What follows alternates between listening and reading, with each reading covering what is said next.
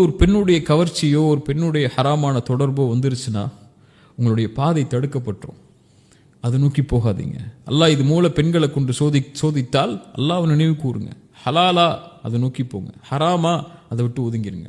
அல்லாஹ் உங்களுடைய வாழ்க்கையை கண்ணியப்படுத்துவான். ரசூலுல்லாஹி ஸல்லல்லாஹு அலைஹி வஸல்லம் அதனால தான் சொன்னாங்க, யார் உதடுகளுக்கு இடையே இருக்கக்கூடிய நாவையும் 2 தொடைகளுக்கு இடையே இருக்கக்கூடிய மர்ம உறுப்பையும் பாதுகாப்பதற்கு ஹலால்ல மட்டும்தான் அதை செலவழிப்பேன்னு பாதுகாக்கிறதுக்கு யார் எனக்கு உறுதி கொடுக்குறாங்களோ அவங்களுக்கு சொர்க்கத்தை உறுதி கொடுக்கிறேன் நான், இல்லையா? ரசூலுல்லாஹி ஸல்லல்லாஹு அலைஹி வஸல்லம் சொன்னாங்க, மா தரக்து பஅதி ஃபித்னதன், எனக்கு பிறகு ஒரு சோதனையாக ஒன்றை விட்டு செல்லவில்லை உங்களை வழிகெடுப்பதற்காக பெண்களை தவிர.